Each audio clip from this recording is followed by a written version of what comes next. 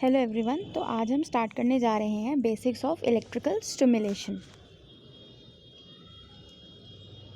तो सबसे पहले हमें ये समझना है कि इलेक्ट्रिकल स्टिमुलेशन होता क्या है। तो इलेक्ट्रिकल स्टिमुलेशन एक टाइप का फिजिकल थेरेपी में ट्रीटमेंट होता है जिसमें हम इलेक्ट्रिक करंट यूज़ करते हैं जिससे कि हम अपने पेशेंट को ट्रीट कर सकें। नेक्स्ट, अब उससे पहले हमें इलेक्ट्रिकल स्टिमुलेशन मतलब हम इलेक्ट्रिसिटी का यूज़ कर रहे हैं तो हमें ब्रीफ पता होना चाहिए इलेक्ट्रिसिटी के बारे में। तो what is an electric charge. तो चार्ज क्या होता है, एक फिजिकल प्रॉपर्टी होती है मैटर की that cause charge matter to experience a force when place in electromagnetic field. मतलब जब इलेक्ट्रोमैग्नेटिक फील्ड में हम उसको रखें तो उसको एक फोर्स एक्सपीरियंस होगी। तो इलेक्ट्रिक चार्ज आपको पता है पॉजिटिव भी होता है और नेगेटिव भी होता है, और जो लाइक चार्जेस होते हैं वो रिपेल करते हैं और जो अनलाइक अपोजिट चार्जेस होते हैं जैसे कि नेगेटिव एंड पॉजिटिव वो एक दूसरे को अट्रैक्ट करते हैं। Then what is electricity. तो इलेक्ट्रिसिटी क्या होती है, ये फोर्स होती है जब जो हमने देखा कि जो नंबर ऑफ चार्जेस हमने पढ़े थे इलेक्ट्रिक और पॉजिटिव चार्ज, जब उनके बीच में इम्बैलेंस क्रिएट हो जाता है दो पॉइंट्स के बीच में जिनको हम पोल्स कहते हैं, that is cathode and anode. तो उसके बीच में जब इम्बैलेंस हो जाता है between the negative and positive particles उसे कहते हैं इलेक्ट्रिसिटी। तो it is a set of physical phenomena associated with presence and motion of matter that has a property of electric charge. तो इलेक्ट्रिसिटी में इलेक्ट्रिक चार्ज यानी कि positive और negative की प्रॉपर्टी होती है।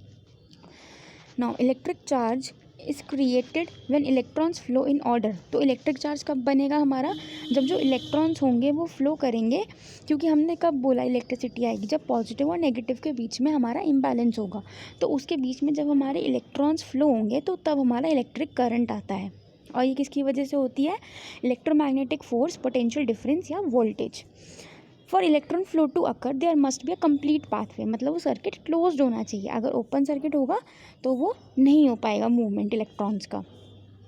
अब डायरेक्शन, तो इस इमेज में आप देख सकते हो कि जो डायरेक्शन ऑफ करंट है वो जा रहा है from positive to negative, but जो फ्लो ऑफ इलेक्ट्रॉन्स है वो जा रहा है नेगेटिव टू पॉजिटिव।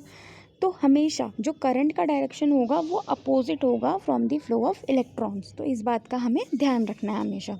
इस डायग्राम में भी आपको क्लियरली ये चीज़ विजिबल है। अब आता है कि हमारे टाइप्स ऑफ इलेक्ट्रिकल स्टिमुलेशन क्या, करंट्स कौन कौन से हो सकते हैं, क्योंकि हम डिफरेंट पीपल को डिफरेंट डिजीज़ के लिए, पैथोलॉजी के लिए करंट सप्लाई करते हैं। तो हर करंट का डिफरेंट एम होता है। तो हमने कैसे क्लासीफाई किया है, direct current, alternating current and pulse current. ये एक ब्रीफ टेबल है जिसमें आपको दिख जाएगा डायरेक्ट करंट के बारे में, ऑल्टरनेटिंग करंट के बारे में एंड दी पल्स करंट के बारे में। अब जो ये पल्स करंट है ये इसकी क्लासिफिकेशन है जो हम आगे पढ़ेंगे पहले। तो direct current, alternating current, pulse current, ये हमारे तीन करंट्स मेन यूज़ होते हैं। एक चौथा होता है पॉलीफेजिक करंट जो कि एक हाइब्रिड होता है जिसके अंदर मल्टीपल करंट टाइप्स होते हैं। सबसे पहले हम बात करेंगे डायरेक्ट करंट की। तो डायरेक्ट करंट क्या होता है, ये करंट्स क्या होते हैं, अनइंटरप्टेड होते हैं, one direction flow current. Direct current name ही सजेस्ट कर रहा है कि जो एक ही डायरेक्शन में फ्लो करेगा, ठीक है, from the negative pole that is cathode to the anode that is the positive pole. या आप इस डायग्राम में भी देख सकते हो कि जो डायरेक्शन ऑफ करंट है वो यूनी डायरेक्शनल है, ठीक है, कांस्टेंट है। There is constant flow of electrons in one direction.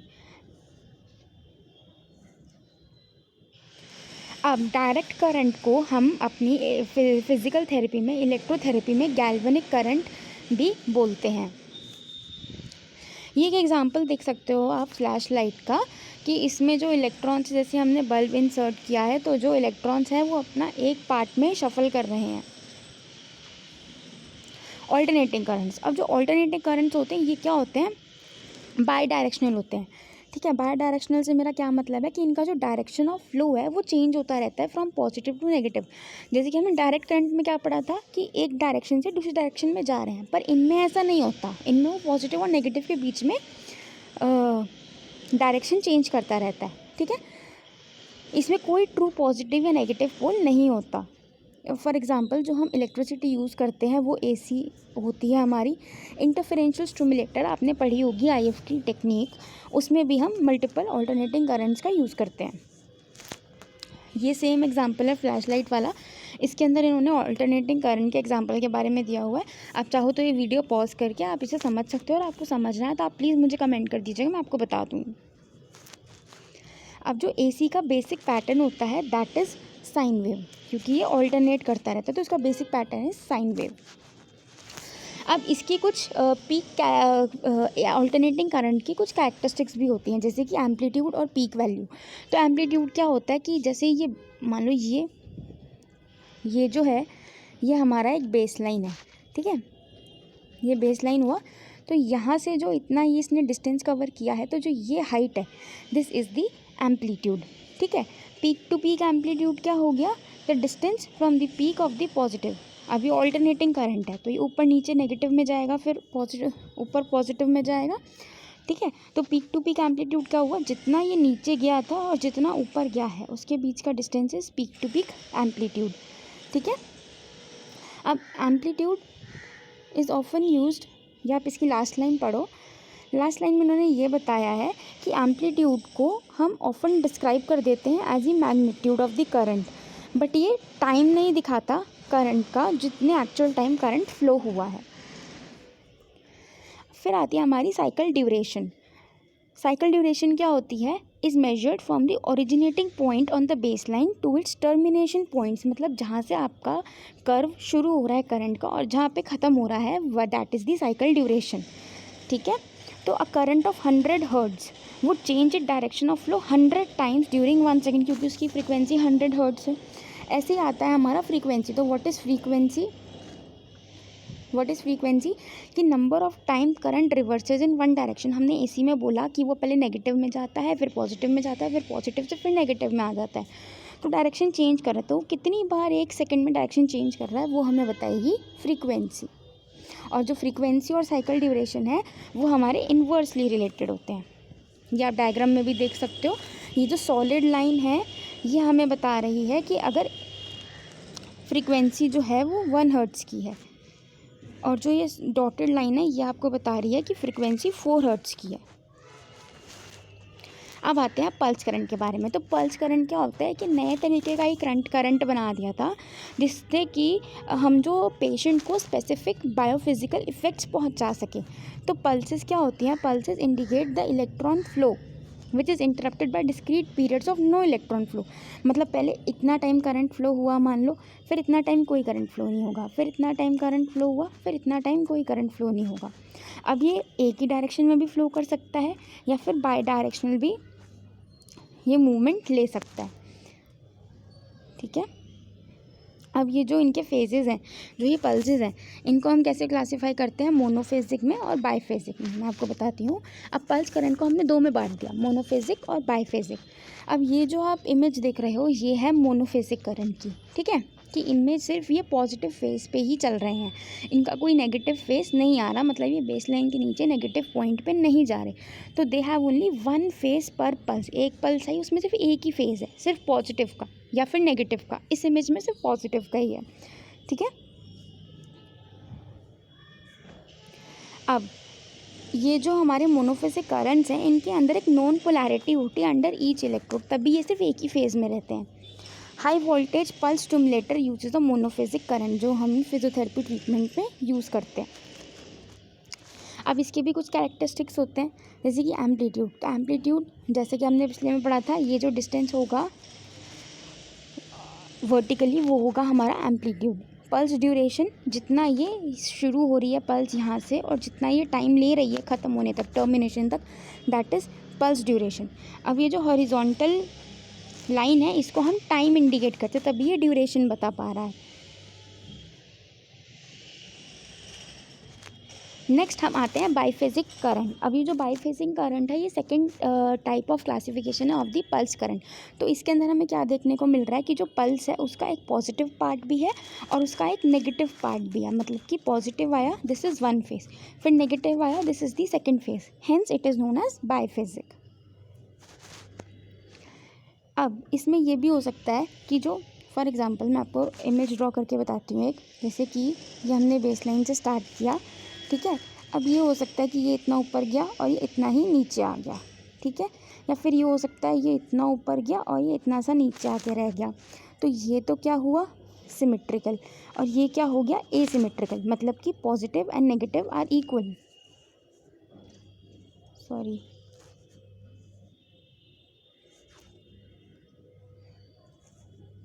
ठीक है। तो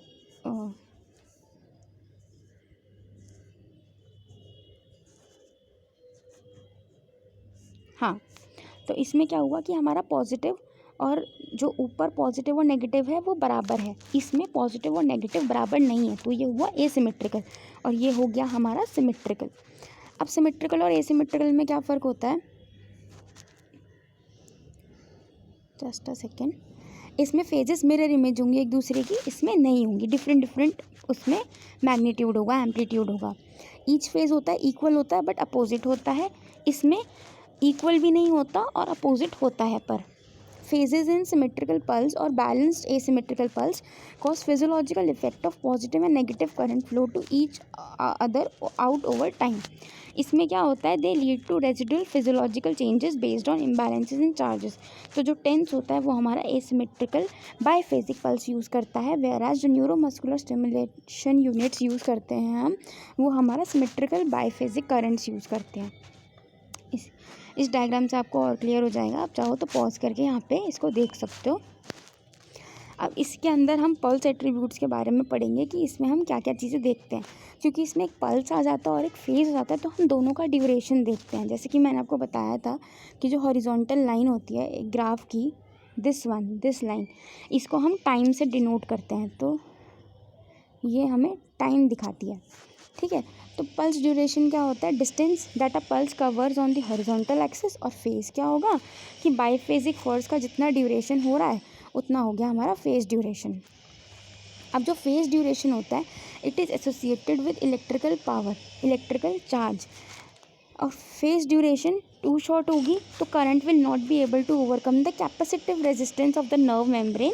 अगर उस फेज ड्यूरेशन में जो करंट है वो इतना है ही नहीं, तो हमारी जो नर्व है वो स्टिमुलेट ही नहीं होगी नर्व मेम्ब्रेन, तो एक्शन पोटेंशियल भी जनरेट नहीं होगा। जैसे जैसे फेज ड्यूरेशन इंक्रीज होगी different tissue are depolarized by the electrical current, क्योंकि उसी फेज में तो करंट जा रहा है।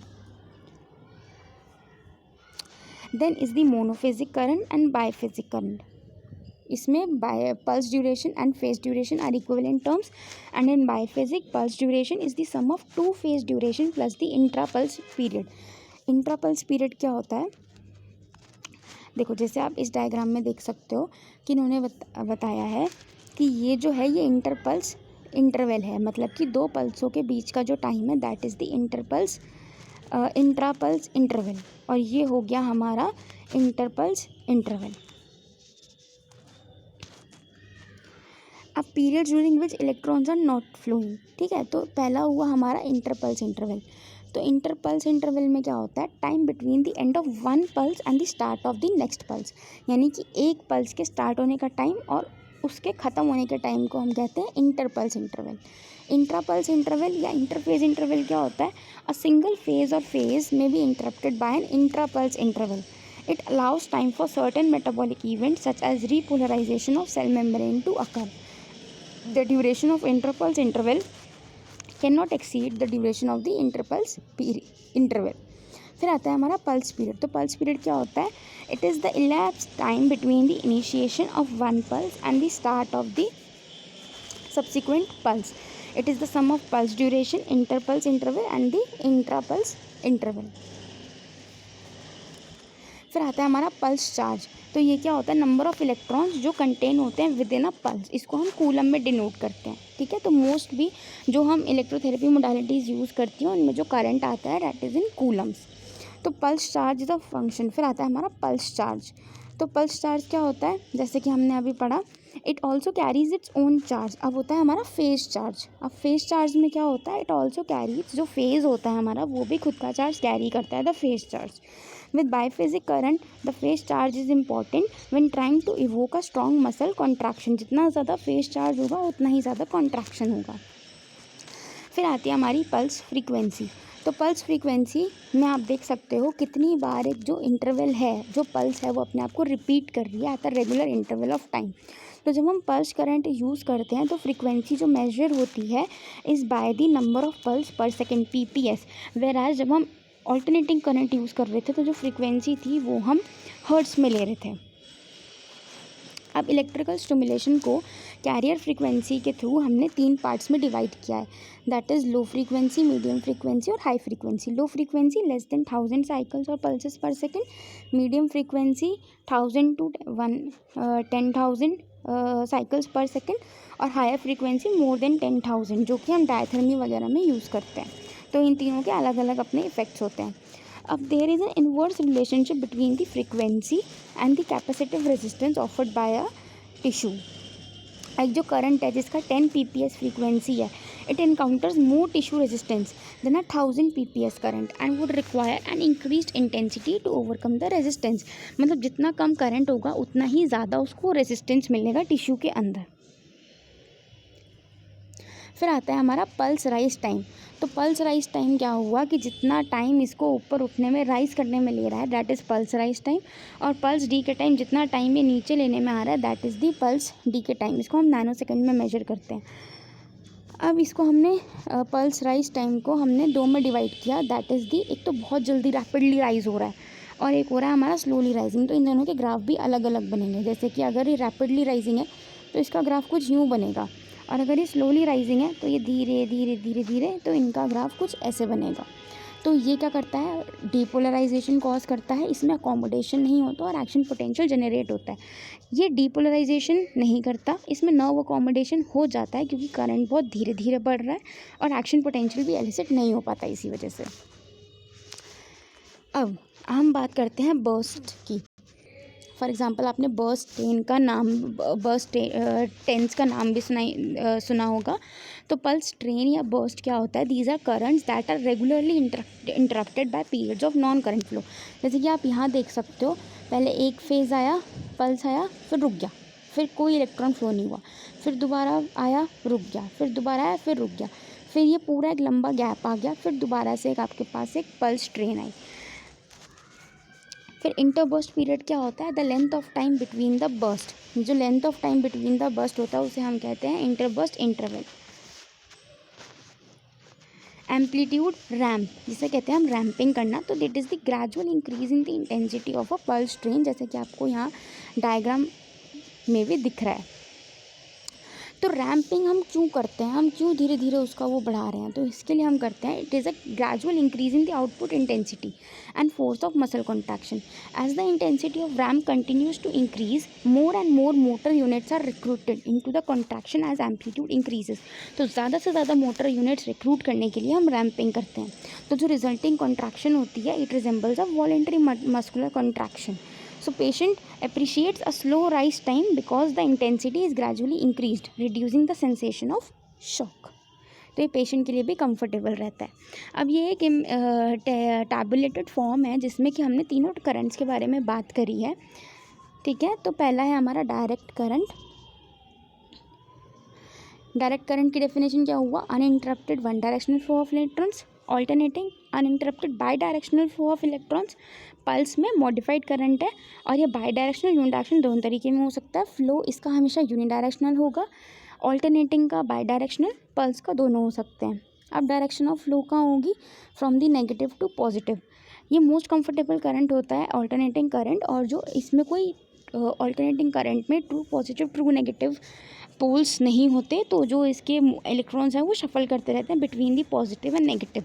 और पल्स करंट की डिपेंडिंग अपॉन दी कि वो यूनिडायरेक्शनल है बाई डायरेक्शनल है, मूवमेंट रहेगी फ्लो की। डीसी और एसी की कोई एज क्लासिफिकेशन नहीं है, बट पल्स करंट को हमने 2 में डिवाइड किया है, monophasic and biphasic. Characteristics alternating current की क्या होगी, amplitude, peak to peak amplitude, frequency, cycle duration. Uses, direct current हम किस में यूज़ करते हैं, एंटोफोरेसिस, गैल्वेनिक मसल स्टिमुलेशन के लिए। Alternating currents in IFT, pre modulated currents, neuromuscular stimulations. Pulse current का हम नेक्स्ट टेबल में देखते हैं। तो इसमें सबसे पहले ये हमने पूरा पल्स करंट के बारे में बात किया है। मोनोफेजिक और बाईफेजिक 2 तरीके के पल्स करंट हैं। मोनोफेजिक क्या होता है, किसी यूनिडायरेक्शनल फ्लो ऑफ इलेक्ट्रॉन्स होता है जिसके बीच में पीरियड्स होते हैं of no current, remains on one side of base line. Biphasic है, इसके अंदर बहुत नेगेटिव और पॉजिटिव वाला पार्ट होगा और ये बाई डायरेक्शनल होगा। Now types of biphasic currents. अब बाइफेजिक करंट्स को भी हमने दो में डिवाइड किया था, रिमेंबर, सिमेट्रिक और एसिमेट्रिक, जिसमें कि मिरर इमेजेस हैं और ये दो मिरर इमेजेस नहीं है, पॉजिटिव और नेगेटिव एक इक्वल नहीं है, इसमें पॉजिटिव और नेगेटिव इक्वल है। फिर हमने एसिमेट्रिकल को भी दो में डिवाइड किया है, बैलेंस्ड और अनबैलेंस्ड, कि two phases carry equal electric charges और अनबैलेंस्ड में two phases do not carry equal electric charges. Monophasic current की कैरेक्टरिस्टिक्स क्या है, एम्पलीट्यूड एंड पल्स ड्यूरेशन। और बाइफेजिक करंट्स की क्या है, ये सारी जो हमने अभी पढ़ी थी। मोनोफेजिक करंट किस में होगा, हमारा HVPS के लिए, मसल कॉन्ट्रैक्शन के लिए, पेन कंट्रोल के लिए। सिमेट्रिकल बाइफेजिक करंट किस लिए यूज़ होगा, हमारा न्यूरोमस्कुलर इलेक्ट्रिकल स्टिमुलेशन के लिए। बैलेंस्ड एसिमेट्रिकल बाइफेजिक पल्स करंट किस लिए यूज़ हो रहा है, टेंस और पेन कंट्रोल के लिए। और हमारा अनबैलेंस्ड एसिमेट्रिकल बाइफेजिक पल्स करंट किस लिए यूज़ हो रहा है, न्यूरोमस्कुलर इलेक्ट्रिकल स्टिमुलेशन के लिए। आई होप यह वीडियो आपको अच्छा लगा होगा, और अगर आपके थोड़े बेसिक कॉन्सेप्ट्स भी क्लियर हुए होंगे, नेक्स्ट वीडियो भी इसके ऊपर अभी जल्दी ही आएगा। Thank you, like share and subscribe.